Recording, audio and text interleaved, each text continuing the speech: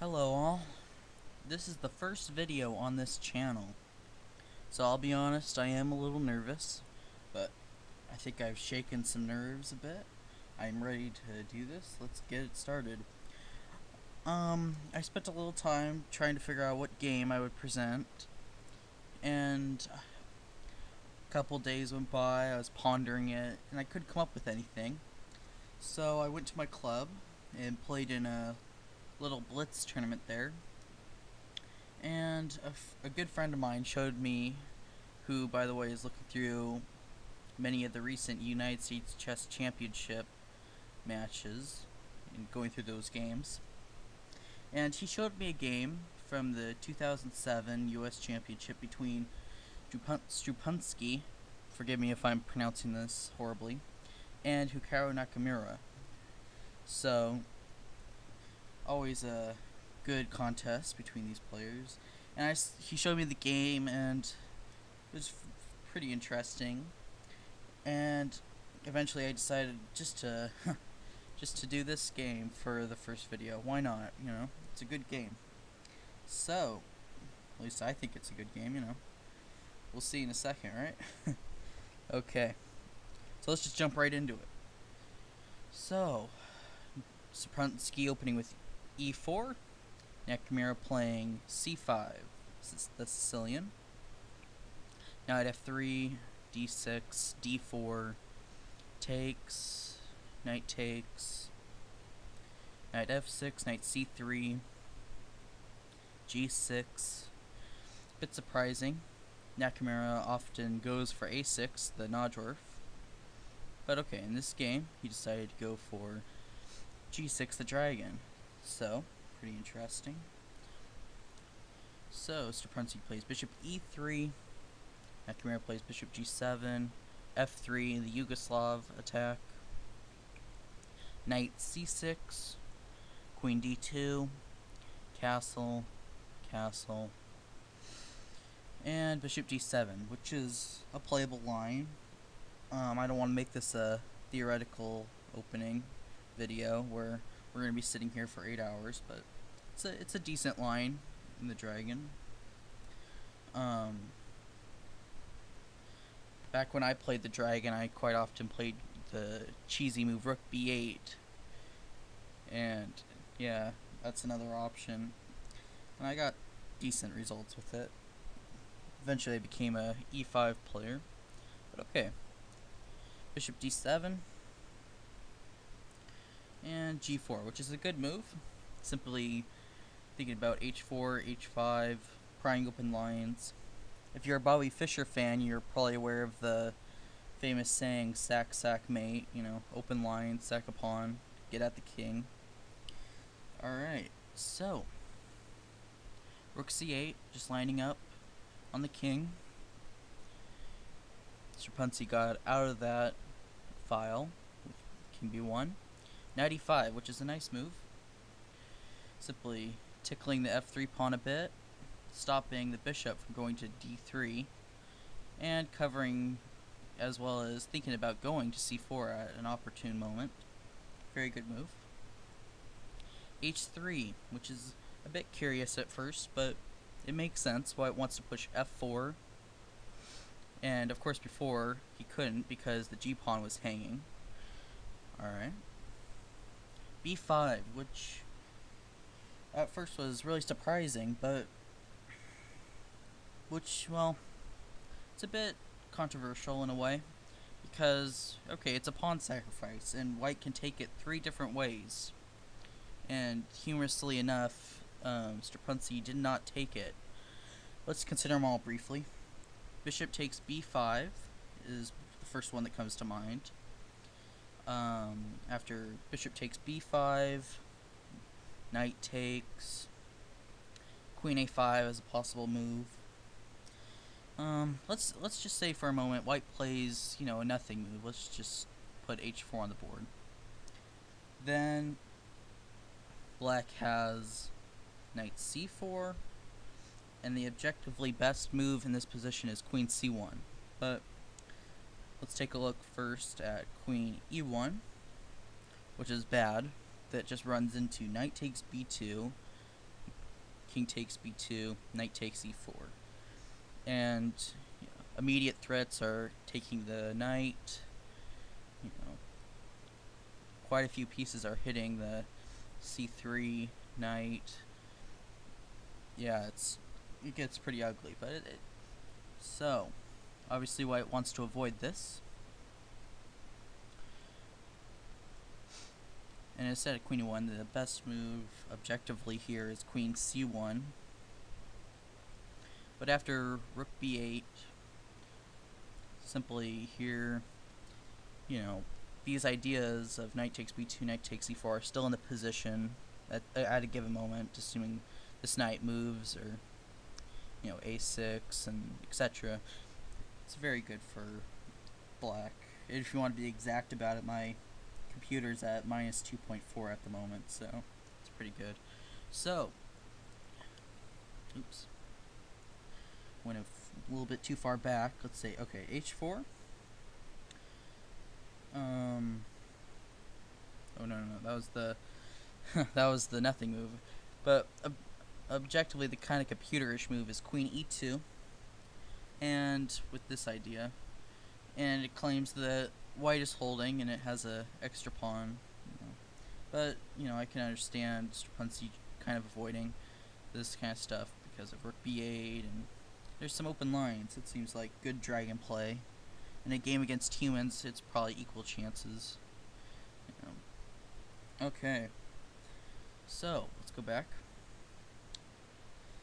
Now, the other move is knight d takes b5. And at first you think, wait, hold on, isn't this blundering f3? Isn't this pawn just hanging? And in fact it is. So if black takes it, queen f2, knight e5. A possible line could be, say, g5, knight h5, and the greedy bishop takes a7. And you think, okay, white's up some pawns, he looks pretty active, must be, really great for him, right? But in fact, black has the nice move f5, and he's opening up the f file. There's no way to avoid it. So, if, let's say, white takes, rook takes, take a look at this, and you kind of sense that black is getting a bit active. I mean, these knights, they're getting some squares open. A funny line, good sample line here could be queen g1, knight f3, bishop b6, and queen f8. Queen g2, knight h4, and just take a look at this position. Black is down a pawn, at least, right? But yeah, look at the queen.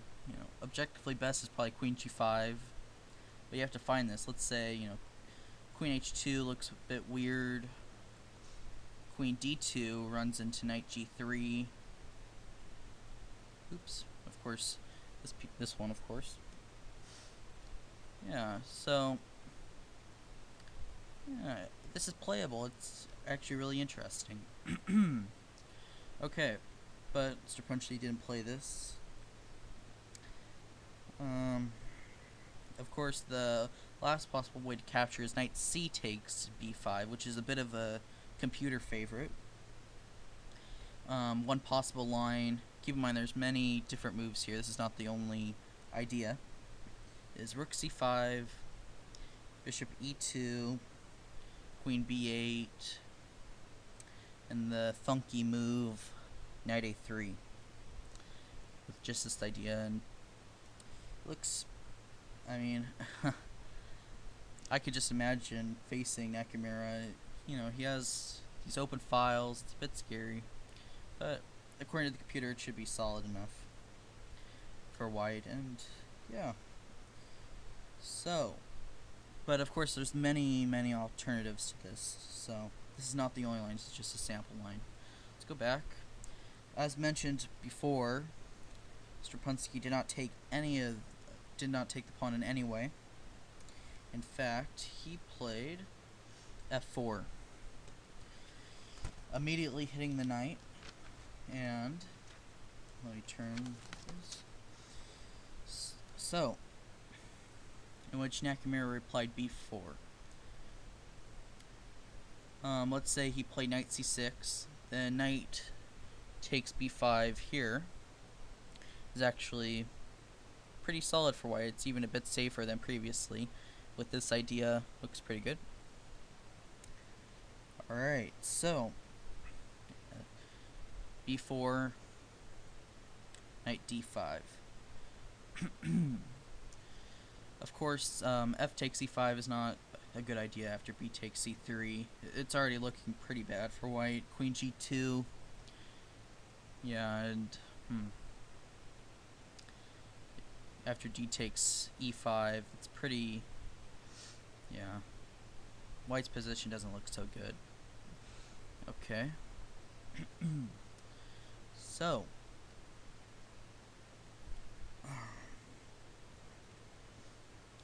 alright, so Stripunsky played knight d5. Nakamura took, takes back, and knight c4. Takes, rook takes, f5, which is a bit, well, it's a bit curious, but it's hard to suggest something else for white. Of course you can ponder, rook moves, but okay, f5. The reason it's a bit, curious is Nakamura's move, which is queen a8, immediately hitting the d pawn. So, and how exactly is white covering this pawn?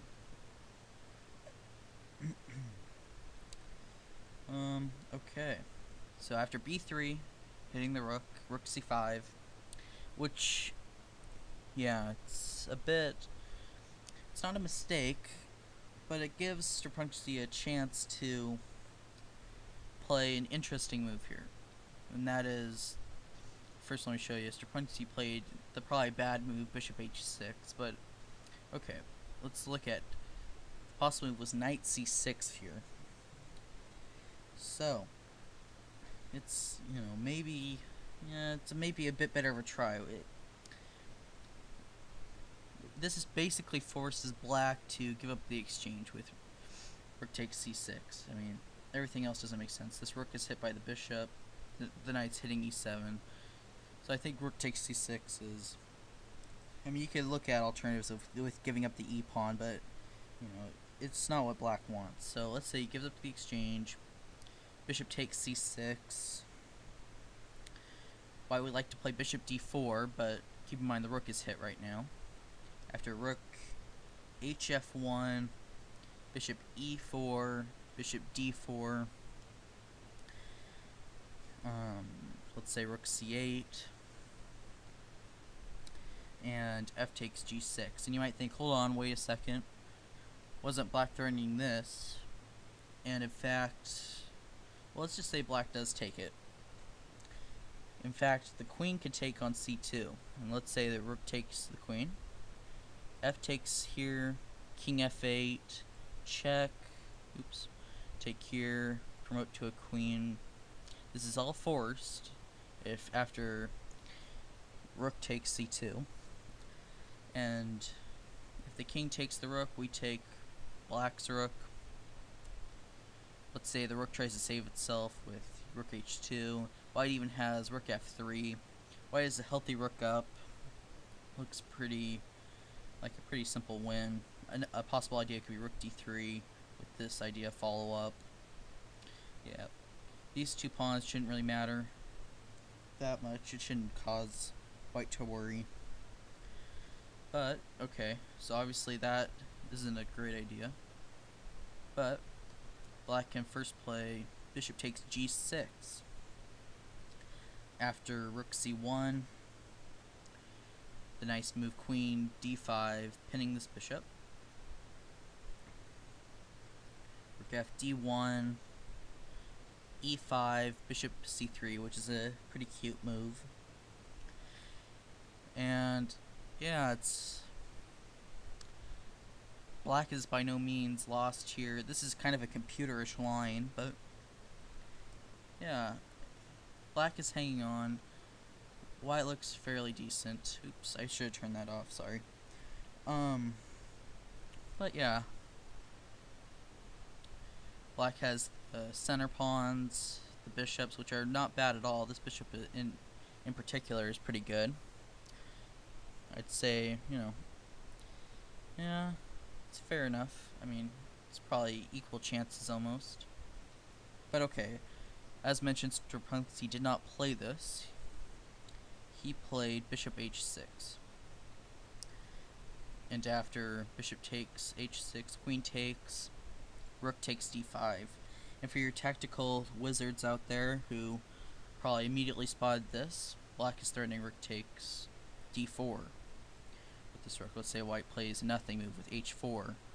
Then black can take the knight, rook takes back, check, black has won material. So,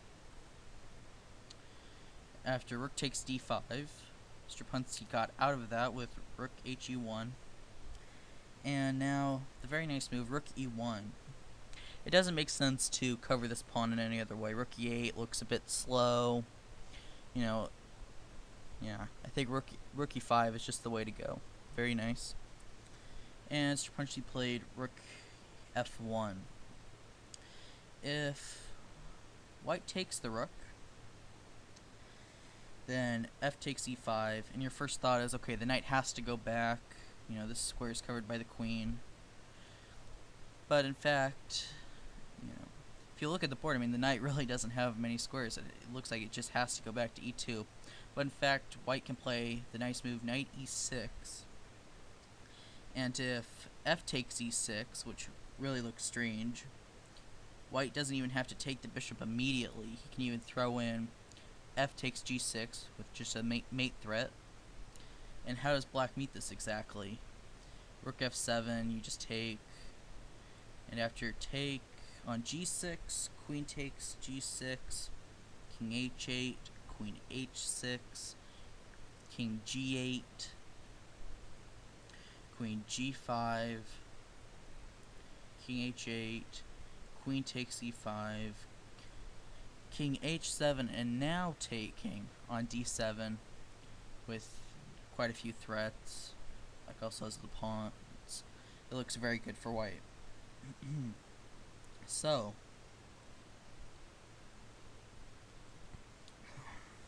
alright.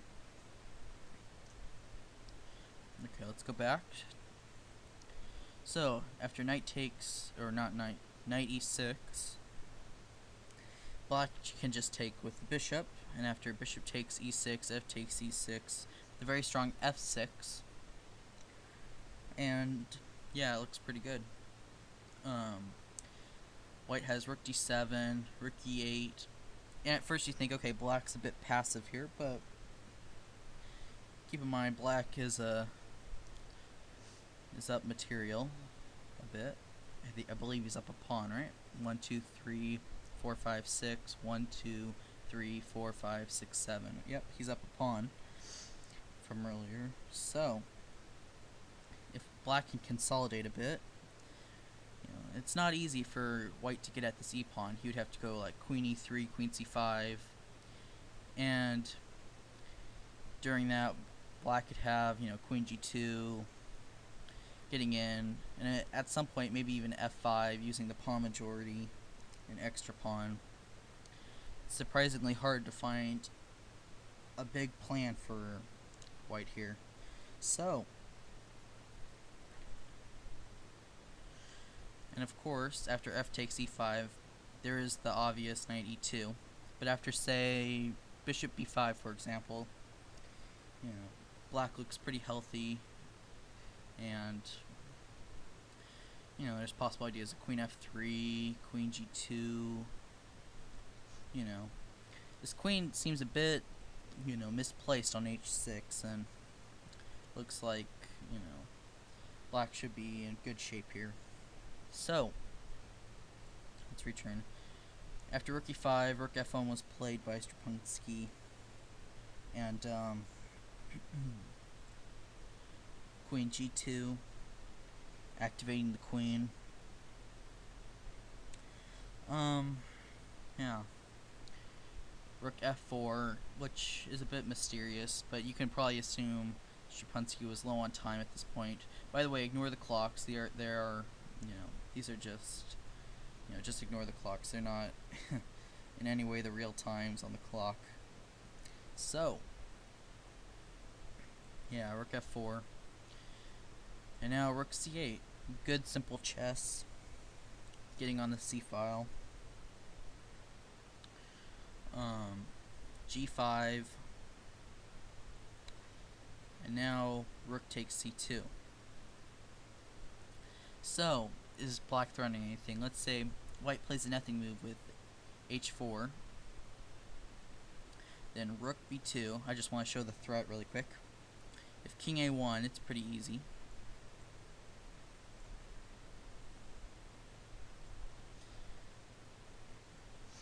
And if king c1, rook c5 is mate. So,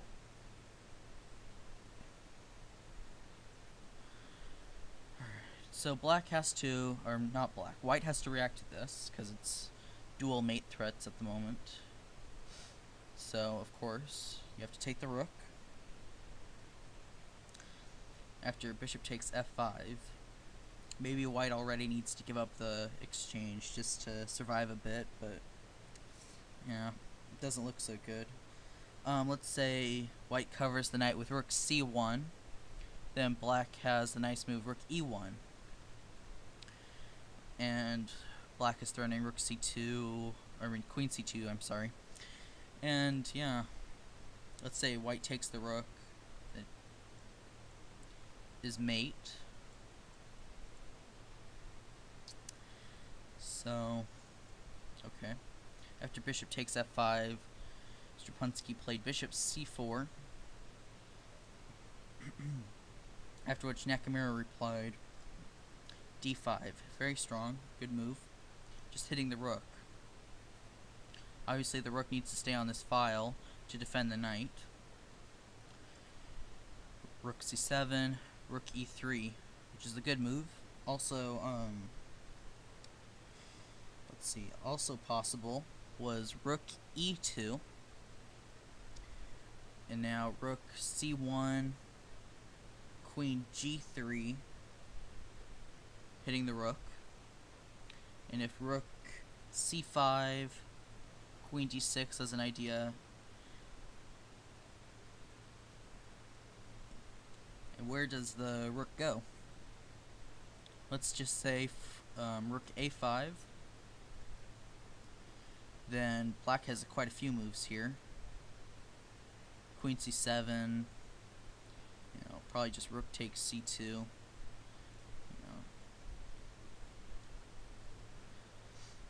Yeah. Very nice. So, this is a possible idea. I mean, of course, rook c5 isn't forced, but you get the idea. This is possible. Okay. Rook e3 is not bad. The threat is just rook c3. Oops. Okay, let's say white plays a nothing move again. Then, oops. Rook c3.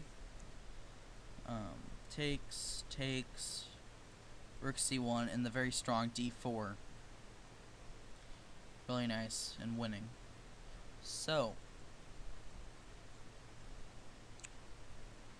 that's the threat. Okay, so king a1 by Stripunsky. It's hard to suggest stuff. Anyways, queen h2, and actually Stripunsky resigned. Why? Because, okay, this rook is hanging, and also there's the threat of rook takes h3, trapping the queen. So, yeah. So, there's no way to meet both threats. Stripunsky resigned. Great game by Nakamura.